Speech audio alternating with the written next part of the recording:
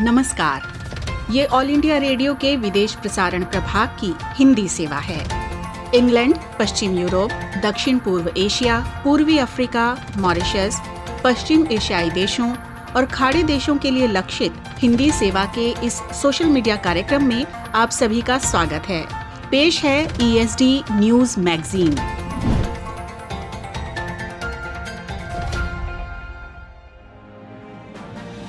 ये all India radio की हिंदी सेवा है।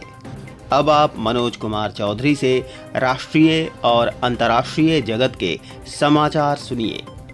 प्रधानमंत्री नरेंद्र मोदी ने कहा है कि नया संसद भवन 21वीं सदी के भारत की आकांक्षाएं पूरी करेगा और ये आत्मनिर्भर भारत के निर्माण का साक्षी होगा। कल नई दिल्ली में नए संसद भवन की आधारशिला रखने के अवसर को प्रधानमंत्री ने भारत के लोकतांत्रिक इतिहास में एक अभूतपूर्व कदम बताया। प्रधानमंत्री ने लोगों से आग्रह किया है कि उनका संकल्प श्रेष्ठ भारत और देश की प्रगति, उनकी पूजा तथा उनके हर निर्णय में देश की मजबूती और देश का हित सर्वोपरि होना चाहिए। उन्होंने प्रत्येक व्यक्ति से कहा कि वे संकल्प लें कि राष्ट्र हित से बड़ा कोई हित नहीं है। उन्होंने कहा कि लोगों को व्यक्तिगत चिंताओं से ऊपर उठकर देश की चिंता का संकल्प लेना चाहिए। उन्हें ये संकल्प लेना चाहिए कि देश की एकता, अखंडता सर्वोपरि है। ये नया भवन आत्मनिर्भर भारत की परिकल्पना का हिस्सा है। स्वतंत्रता के बाद संसद भवन का निर्माण ऐतिहासिक अवसर है। नया संसद भवन 2022 में देश की स्वतंत्रता की 75वीं वर्षगांठ के अवसर पर नए भारत की आवश्यकताओं और आकांक्षाओं के अनुरूप होगा। प्रधानमंत्री नरेंद्र मोदी ने आज दोपहर अंतर्राष्ट्रीय भारती समारोह 2020 को वीडियो कॉन्फ्रेंसिंग के माध्यम से संबोधित किया। वानविल सांस्कृतिक केंद्र ने इस समारोह का आयोजन किया। इस वर्ष ये समारोह वर्चुअल रूप से आयोजित किया गया और इसमें अनेक राष्ट्रीय और अंतर्राष्ट्रीय कवि और कलाकारों ने भाग लिया। ये समारोह राष्ट्रीय कवि महाकवि सुब्रमण्य भारती की आज 138वीं जयंती के अवसर पर आयोजित किया गया। चीन के विदेश मंत्रालय की प्रवक्ता हुआ चुनयिंग ने आज पेइचिंग में संवाददाताओं को बताया कि चीन ने अमेरिकी अधिकारियों, संसद सदस्यों, गैर सरकारी संगठनों के कर्मियों और उनके परिवार के सदस्यों पर जवाबी कार्रवाई के तौर पर पाबंदियां लगाने का फैसला किया है। उन्होंने कहा कि चीन ने अमेरिका से आग्रह किया है कि वो खतरनाक और गलत रास्ते पर आगे न बढ़े। हालांकि चीन की प्रवक्ता ने ये बताने से इनकार कर दिया कि किन अमेरिकी अधिकारियों पर पाबंदियां लगाई गई हैं और ये कब से लागू होंगी। प्रधानमंत्री नरेंद्र मोदी ने फिटनेस का डोज आधा घंटा रोज के आह्वान के जरिए देशवासियों को तंदुरुस्त रहने की जो प्रेरणा दी थी, उसकी विश्व स्वास्थ्य संगठन ने प्रशंसा की है।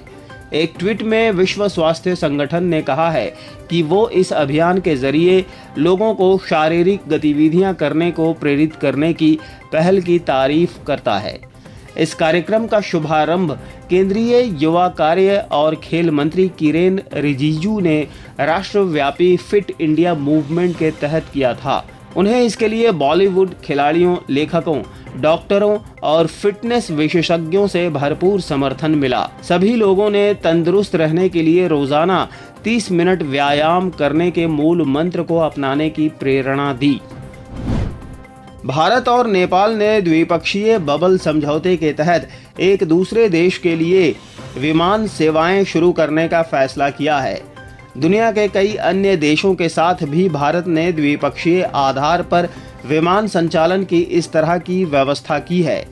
सूत्रों के अनुसार भारत ने कुछ समय पहले इस संबंध में नेपाल से प्रस्ताव किया था और हाल में विदेश सचिव हर्षवर्धन श्रृंगला की नेपाल यात्रा के दौरान दोनों देशों के लोगों के बीच आपसी संबंधों को मजबूत करने में हवाई संपर्क के महत्व पर जोर दिए जाने के बाद नेपाल ने इस बारे में सहमति व्यक्त की। ये व्यवस्था भारतीयों, नेपालियों, भारतीय मूल के लोगों और विदेशी भारतीय नागरिक यानी OCI और PIO कार्ड धारक सभी देशों के नागरिकों पर लागू होगी। इसके अलावा वैध भारतीय वीजा धारक भी इस सुविधा का फायदा उठा सकेंगे। शुरू में दिल्ली और काठमांडू से दोनों देशों के लिए रोजाना एक उड़ान होगी। कोरोना वायरस महामारी को देखते हुए बबल व्यवस्था में चिकित्सा संबंधी मौजूदा दिशा निर्देशों का पालन किया जाएगा, जिसके अंतर्गत रवाना होने से 72 घंटे पहले की RT-PCR टेस्ट रिपोर्ट दिखाने पर ही यात्रा की अनुमति दी जाएगी। S&P डाउ जोन्स सूचकांक ने बृहस्पतिवार को कहा कि ये अमेरिकी अपने शेयरों और बॉन्डों में निवेश कर रहे अमेरिकियों पर अमेरिकी सरकार के प्रतिबंध के बाद बाजार की हालत का पता लगाने के लिए प्रयोग किए जाने वाले सूचकांकों से कुछ चीनी कंपनियों को हटाएगी। चीनी सरकार ने इस कदम को राजनीतिक रूप से प्रेरित बताते हुए इसका विरोध किया है। इन कंपनियों ने अन्य कंपनियों में निगरानी करने वाली प्रदाता हिकविजन, प्रोसेसर चिप विनिर्माणकर्ता SMIC समेत कई कंपनियों को प्रभावित किया। चीनी सेना से जुड़ी हुई मानी जाने वाली कंपनियों द्वारा जारी शेयरों या बॉन्डों की खरीदारी में अमेरिकियों को छोड़कर राष्ट्रपति डोनाल्ड ट्रंप के 13 नवंबर के आदेश के बाद ये घोषणा हुई है। S&P DJI सूचकांक को चीनी कंपनियों में शेयरों को बेचने के लिए शेयर बाजार की गतिविधियों को ट्रैक करने वाले कोषों के निवेश की आवश्यकता होगी। गत सप्ताह सूचकांक प्रदाता FTSE रसेल ने कहा कि ये अपनी FTSE वैश्विक इक्विटी सूचकांक श्रृंखलाओं से हिकविजन तथा 7 अन्य चीनी कंपनियों के शेयर को हटा देगी। ऐसा ये अपने ग्राहक तथा अन्य हितधारकों से फीडबैक मिलने पर कर रही है।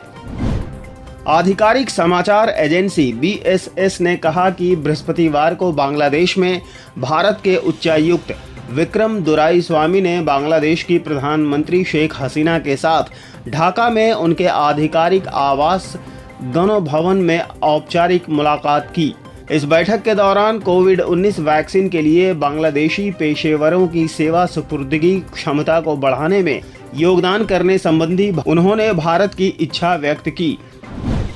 उच्चायुक्त विक्रम दुराईस्वामी ने परस्पर हित के लिए दोनों देशों के बीच व्यापार से व्यापार के आदान प्रदान को बढ़ाने की आवश्यकता पर बल दिया। उन्होंने ये भी कहा कि प्रधानमंत्री नरेंद्र मोदी तथा प्रधानमंत्री हसीना के बीच होने वाली दिसंबर महीने की वर्चुअल बैठक के दौरान कुछ अन्य परियोजनाओं के साथ चिल्हटी हल्दीबाड़ी रेल संपर्क का उद्घाटन किया जाएगा। भारतीय संसद द्वारा स्वीकृत भूमि सीमा समझौते LBA का हवाला देते हुए प्रधानमंत्री ने कहा कि जहां तक बांग्लादेश का संबंध है, वहां सभी भारतीय एक साथ अपनी आवाज मिला रहे हैं। प्रधानमंत्री श्री नरेंद्र मोदी ने कल हनुका उत्सव पर विश्व भर में रहने वाले यहूदी मित्रों तथा इजराइल के लोगों को शुभकामनाएं दी। एक ट्वीट में श्री मोदी ने कहा कि विश्व भर में फैले यहूदी मित्रों तथा इजराइल के लोगों को छग हनुका समिच। ये उत्सव हमारे जीवन को प्रकाशमय बनाए तथा शांति का संचार करे और हमारे लोगों के बीच के संबंधों में और गर्मजोशी लाए।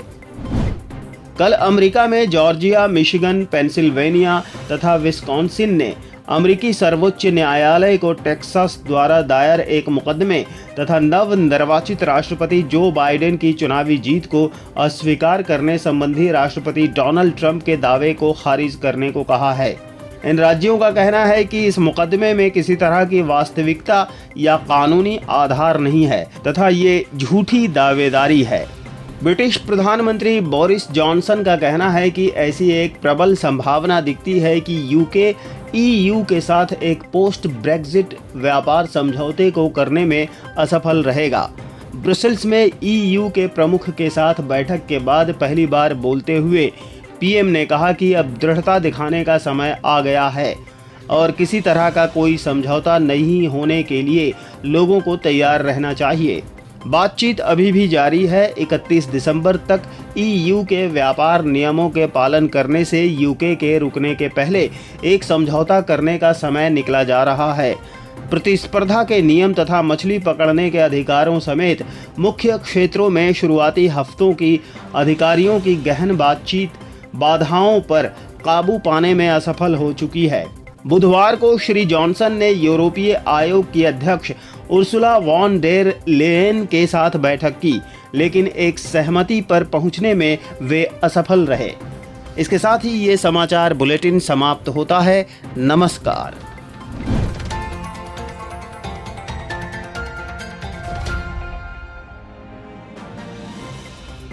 ऑल इंडिया रेडियो की ये हिंदी सेवा है। लीजिए अब सुनिए समाचार पत्रों से। प्रधानमंत्री नरेंद्र मोदी के नए संसद भवन की आधारशिला रखने को सभी भारतीय अखबारों ने अपनी सुर्खी बनाते हुए सचित्र प्रकाशित किया है। जनसत्ता लिखता है, नया संसद भवन आत्मनिर्भर भारत का गवाह। हिंदुस्तान ने लिखा है, भारत की आकांक्षाओं वाला भवन। अमर उजाला ने इस अवसर पर प्रधानमंत्री के संबोधन को सुर्खी बनाते हुए लिखा है, लोकतंत्र में संवाद कायम रहना चाहिए और ये अहम बात है, मनभेद के लिए जगह नहीं है, राष्ट्रहित है सर्वोपरि। राजस्थान पत्रिका के शब्द हैं, पश्चिमी देशों से पुराना है भारत में लोकतंत्र, संसार में चलता रहे संवाद, नई संसद आजादी की बने प्रेरणा। पश्चिम बंगाल के दौरे पर गए भारतीय जनता पार्टी के राष्ट्रीय अध्यक्ष जेपी नड्डा के काफिले पर हुए हमले को लगभग सभी अखबारों ने अपनी सुर्खी बनाया है।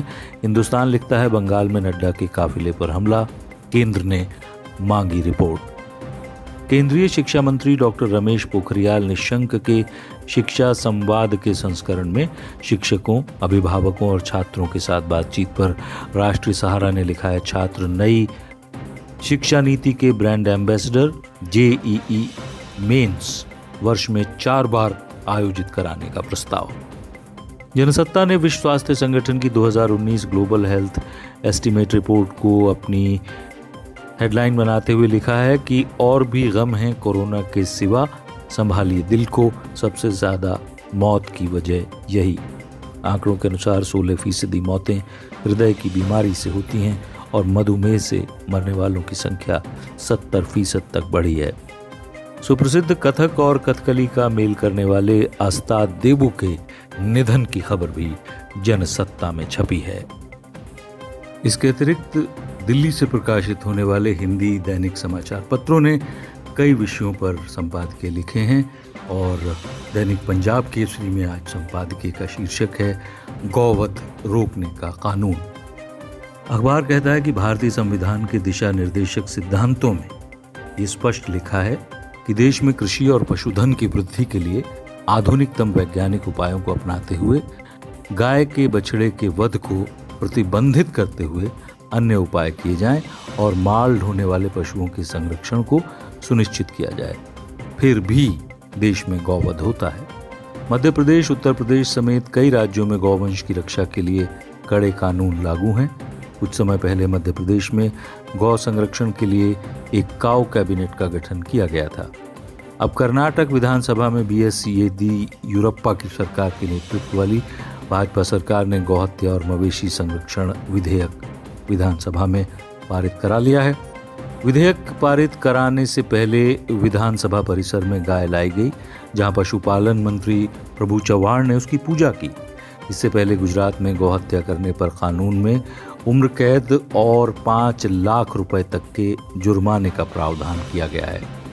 कर्नाटक मवेशी वध रोकथाम संरक्षण विधेयक 2020 के तहत राज्य में गौहत्या पर अब पूर्ण रोक का प्रावधान है और साथ ही गाय की तस्करी, अवैध ढुलाई, अत्याचार और गौ हत्या में लिप्त पाए जाने वाले व्यक्तियों के विरुद्ध कार्रवाई का भी प्रावधान है।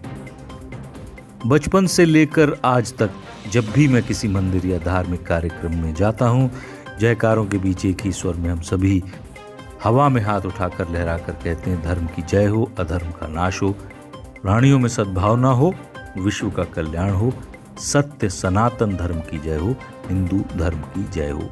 ऐसा पंजाब केसरी के संपादक ने अपने लेख में लिखा है। आगे वो कहते हैं कि जब भी भगवान श्री कृष्ण की बात हो तो गौ माता की चर्चा स्वाभाविक है। श्री कृष्ण बचपन और किशोरावस्था में बांसुरी बजाते तो गाय बछड़े उन्हें घेर लेते और वो एक एक गाय का नाम लेकर पुकारते। आज भी मथुरा, हरिद्वार, वृंदावन के आश्रमों में, कोसी, हरियाणा, पंजाब और दिल्ली में गौ प्रेमी अपनी गायों को प्यारे प्यारे नामों से बुलाते हैं। पत्र कहता है कि गौवंश की देखरेख के लिए पूरी व्यवस्था होनी चाहिए। पशुओं को रोगों से बचाने के लिए पशु चिकित्सकों द्वारा लगातार जांच की जरूरत है। जिस देश में आज़ादी प्राप्त करने के लिए अंग्रेजों के विरुद्ध भी अहिंसा का आह्वान किया गया हो, वहाँ गौहत्या और पशुवध निंदनीय है। और गौरक्षा को लेकर श्री कृष्ण श्री राम के देश में अमाराती गौरवपूर्ण है, किंतु वर्तमान में हमें कानून में कड़े प्रावधान करने पड़े हैं। अब भारतीयों को स्वयं गौ संरक्षण के लिए आगे आना चाहिए।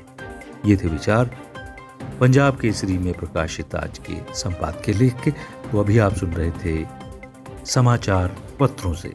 हम ऑल इंडिया रेडियो की हिंदी सेवा से बोल रहे हैं।